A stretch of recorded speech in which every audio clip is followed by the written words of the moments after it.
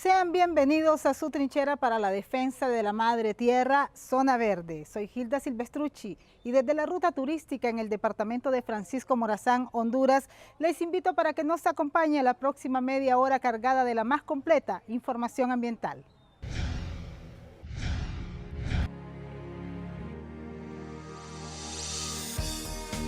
La madre naturaleza tiene un inmenso poder.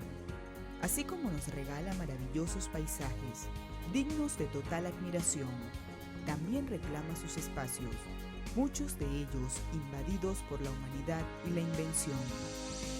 Todos, fenómenos que requieren de una gran reflexión, ya que realmente sin ella no sería posible la creación.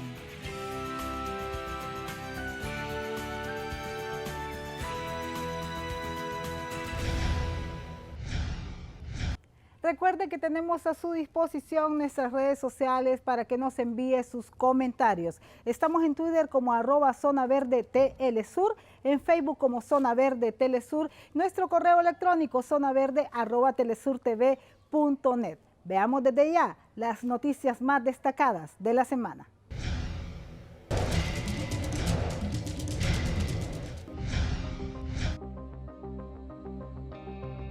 En el mes de septiembre se han reactivado las protestas masivas que demandan acciones contra el cambio climático y destrucción de la naturaleza. Las protestas lideradas por el movimiento Rebelión contra la Extinción tuvieron lugar en Inglaterra, Dinamarca y Polonia. Con estas convocatorias, los activistas climáticos reanudaron su agenda de acciones después de un periodo de suspensión debido a la pandemia de COVID-19. Las demandas están concentradas en el reclamo de actividades con zonas por parte de los gobiernos frente a la magnitud de las crisis ecológicas por la que atraviesa el planeta.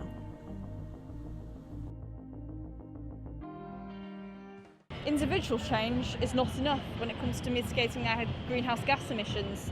We need systematic change from our government, which makes it easier for people to live more sustainably.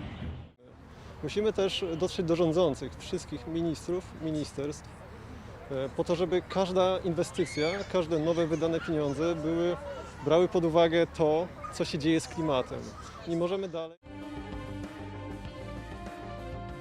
Los manifestantes en Polonia marcharon y bloquearon una de las principales avenidas de la capital. En Dinamarca, crearon una cadena humana respetando las medidas para la prevención del coronavirus. Mientras en Inglaterra, una multitud marchó hacia la plaza del Parlamento y realizó una sentada frente al Palacio de Buckingham. Y con esta actividad, anunciaron el inicio de 10 días de protestas en todo el país. Para los voceros del movimiento, la emergencia causada por la COVID-19 sirvió para evidenciar la necesidad urgente de actuar frente al desastre ambiental generado por el sistema capitalista.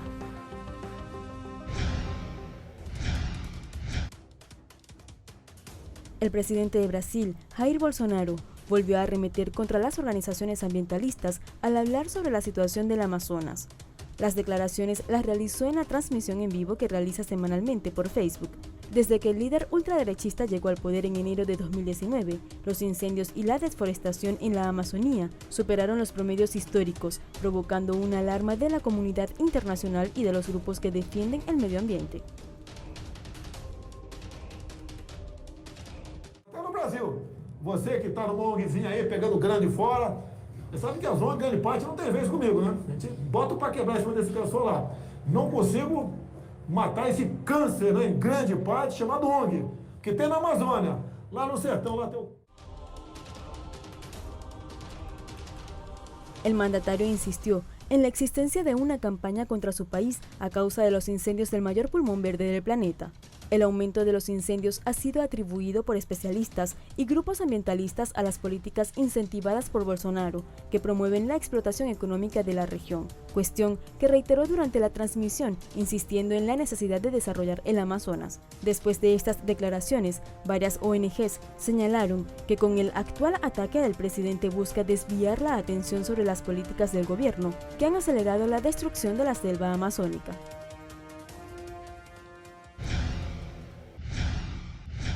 Hacemos una pausa, pero antes te contamos unos tips para hacer un viaje ecológico sin dañar la naturaleza.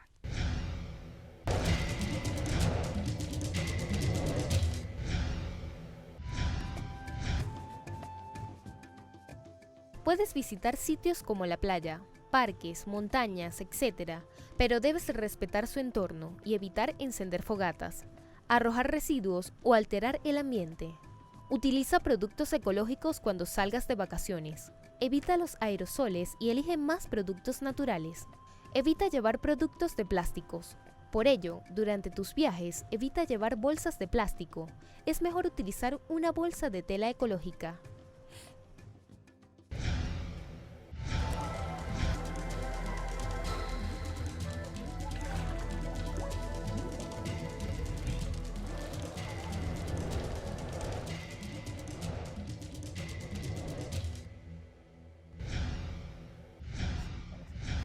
En Venezuela, comunidades y organizaciones desarrollan proyectos que buscan satisfacer las necesidades básicas, a la vez que promueven alternativas de vida solidarias y sustentables para responder tanto a las situaciones provocadas por el bloqueo impuesto por Estados Unidos y sus aliados, como al colapso civilizatorio y ecológico por el que atraviesa el planeta. Una de estas experiencias es el proyecto Casa Verde, radicado en la ciudad de Caracas. En el siguiente informe les contamos al respecto. El proyecto Casa Verde nace como respuesta a las duras condiciones por las que atravesaba el país tras los apagones de 2019. Esta iniciativa busca impulsar la creación de alternativas de vida sustentables y viables que sirvan de base para la transición a sociedades poscapitalistas, solidarias y ecológicas. Bueno, Casa Verde es un espacio de transformación de prácticas cotidianas al modelo actual, ¿no? Que es dependiente totalmente, digamos, de servicios y bienes que se producen externamente a la ciudad.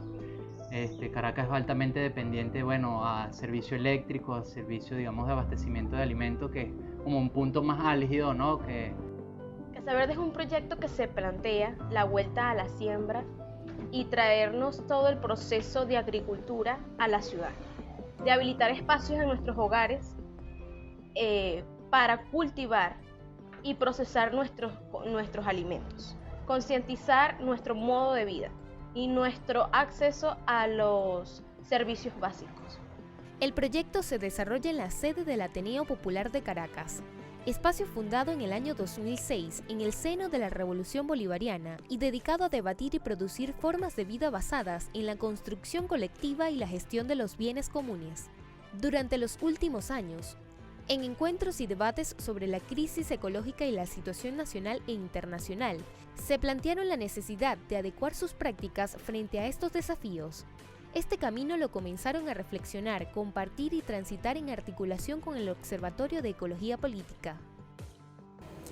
Nosotros desde el Observatorio de Ecología Política vemos la importancia de Casa Verde al menos por 4 razones. La primera tiene que ver con la inviabilidad de las ciudades, que vienen colapsando cada vez más y eso se ha hecho más evidente con la pandemia. La segunda tiene que ver con la crisis alimentaria, ¿no? La posibilidad de generar alimentos desde el propio territorio en el que se vive. La tercera, evidentemente, con la crisis ambiental, cambiar radicalmente los estilos de vida y que sean cada vez más cónsonos y adaptados a la naturaleza y sus ciclos. Y la última tiene que ver con formar y fortalecer las autonomías de la gente en relación a su alimentación, a la energía, al acceso al agua y a la vida en general. De ahí nosotros pensamos que es un proyecto fundamental y crucial en este tiempo, sobre todo en la Venezuela del colapso petrolero. El proyecto busca replantear las formas de vivir y de gestionar las necesidades cotidianas en la ciudad de Caracas.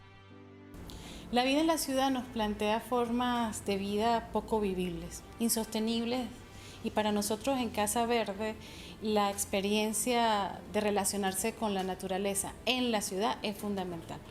Las formas de relacionamiento entre las personas para organizar también el día a día y el poder llevar adelante el proyecto es fundamental. Entonces no se trata solamente de hacer una ciudad más verde, más rural, ruralizar la ciudad, por así decirlo, sino además de construir formas diferentes de ser y estar juntos en la ciudad. La Casa Verde avanza en 2 grandes ejes. Por un lado, en la investigación e incorporación de prácticas y tecnologías sostenibles para replantearse el vivir en la ciudad. Y por otro lado, en la gestión colectiva de la vida cotidiana. Al menos en los últimos meses, Casa Verde ha desarrollado la idea de utilizar los techos con la propia concepción del techo verde, tratar de generar mecanismos de riego y utilización sostenible del agua y buscar mecanismos de generación de energía autónoma, como inclusive lo que serían bicimáquinas, o introducirnos en la investigación sobre energías solares. La idea es precisamente poder recorrer múltiples de los caminos que se han hecho hacia una ciudad sostenible. Empezamos como a asumir la vida cotidiana a través de esa transformación, ¿no? Hay pequeñas cosas que, digamos, del cotidiano, por ejemplo, el hecho de, digamos, sacar la basura. Para nosotros no simplemente es eso, sino pasa por una clasificación de los residuos. En algunos elementos que puedan seguir recirculando aquí en la casa, por ejemplo, los desechos orgánicos, los aprovechamos esa biomasa en el compostero, que a su vez los incorporamos acá en el huerto, que bueno, terminan alimentándonos, ¿no? Nos abastece de alimentos acá a la comunidad del Ateneo. Todo esto también es parte como de un modelo de gestión, ¿no?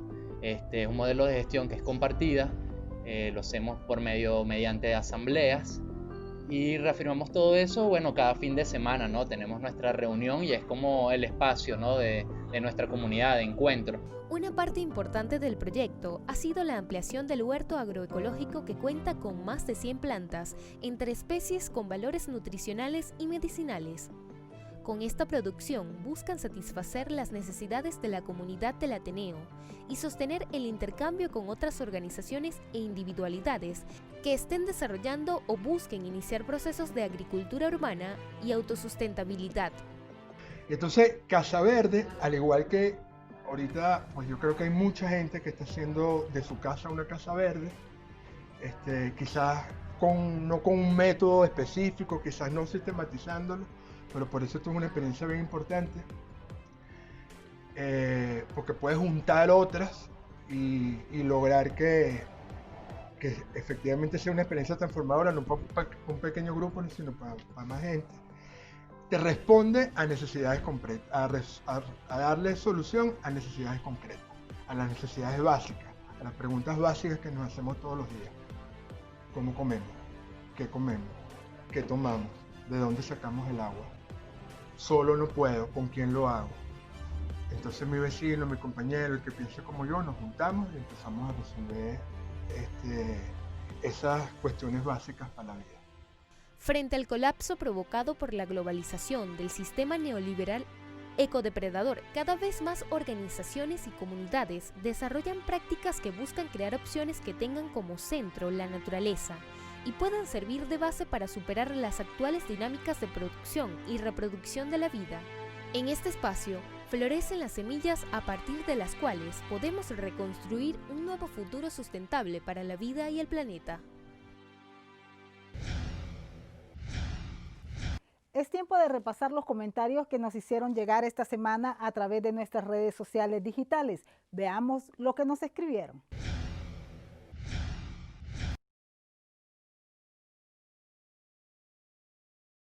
Desde Facebook, Miriam Coitiño nos escribe: muy buen programa, importante que ustedes transmitan excelente programación para el televidente. Gracias por escribirnos. Es muy reconfortante para todo el equipo de Zona Verde recibir sus saludos y comentarios. Es momento de una pausa, pero quédense con nosotros porque al regreso les contaremos sobre el veto impuesto por el presidente de Brasil a un proyecto de ley que buscaba proteger a las comunidades indígenas frente a la pandemia por COVID-19. Ya volvemos.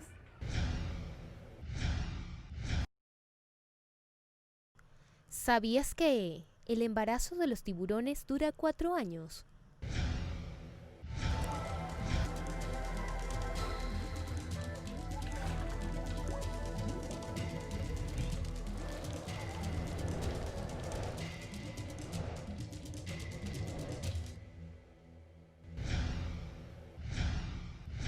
En Brasil, el presidente Jair Bolsonaro vetó un proyecto de ley aprobado por el Congreso que obligaba al gobierno a garantizar la protección de los pueblos indígenas durante la pandemia por COVID-19.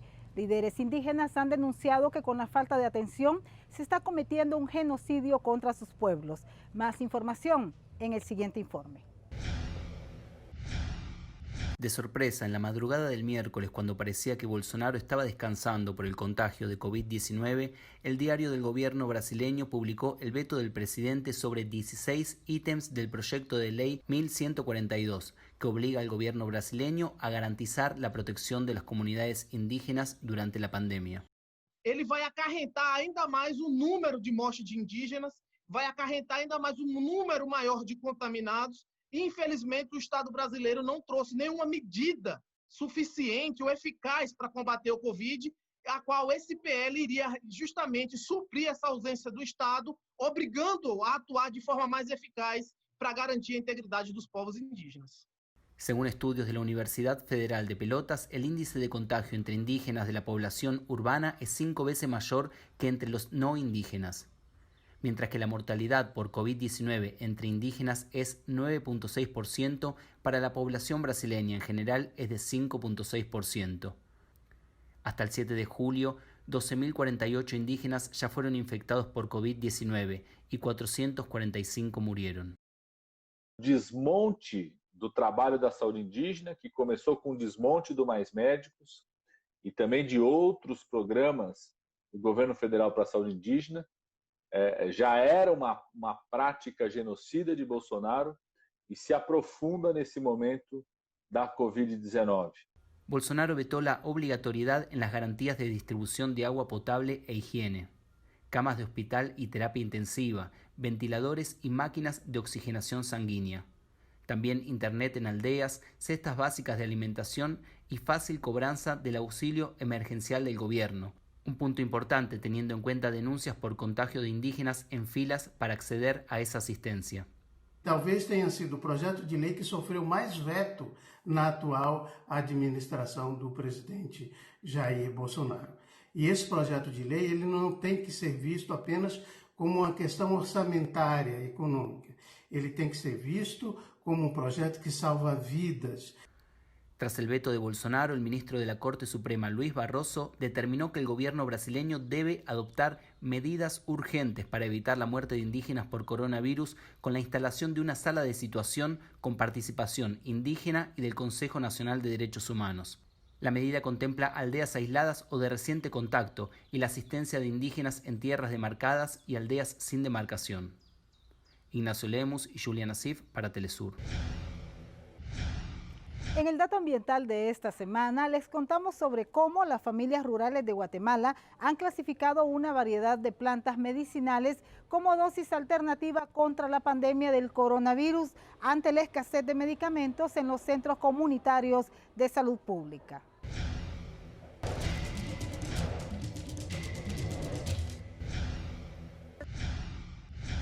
Medio centilla.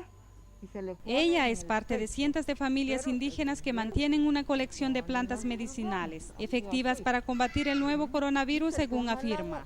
Tenemos que tener presente que tenemos que utilizar nuestras antiguas medicinas naturales. Nosotros no necesitamos mucho de los médicos, que Dios me perdone, los médicos estudian para ayudarnos también, pero hay medicinas que no nos hacen bien. Varias familias cuentan con sus propias recetas a base de plantas nativas de sus territorios. Se cose el jengibre, se cose el té de limón, se cose la manzanilla y se cose el jengibre y los 5 dientes de clavo. Se le echa el jugo de esos 3 limones y se endulza con esta miel de abeja. Eso es lo que tenemos que hacer para prevenir el coronavirus. Destacan que la medicina natural es una alternativa de curación del nuevo coronavirus tras el colapso de los hospitales públicos. No es de preocuparnos, hay una solución que está en nuestras manos, es cuestión de que nosotros tratemos la manera de hacerlo, ¿verdad? Y para mí las plantas son sumamente importantes para poder eliminar cualquier tipo de problemas de salud. Más del 50% de la población guatemalteca vive en las áreas rurales y una mayoría logra curarse de las enfermedades gracias a los elementos de la naturaleza, refiere esta anciana. Solo sacan del monte, tomamos nosotros.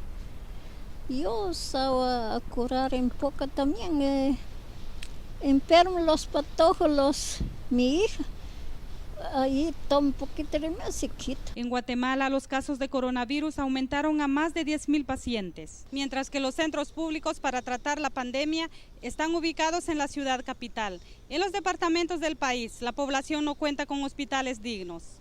Rolanda García, Telesur, Guatemala. Pensando en la importancia de ampliar nuestra forma de percibir y vivir la naturaleza como un todo al que pertenecemos y entender cómo impacta la actividad humana en ella, te presentamos cada semana la definición de un término propio del lenguaje ambiental. Hoy nos referimos al vocablo yema.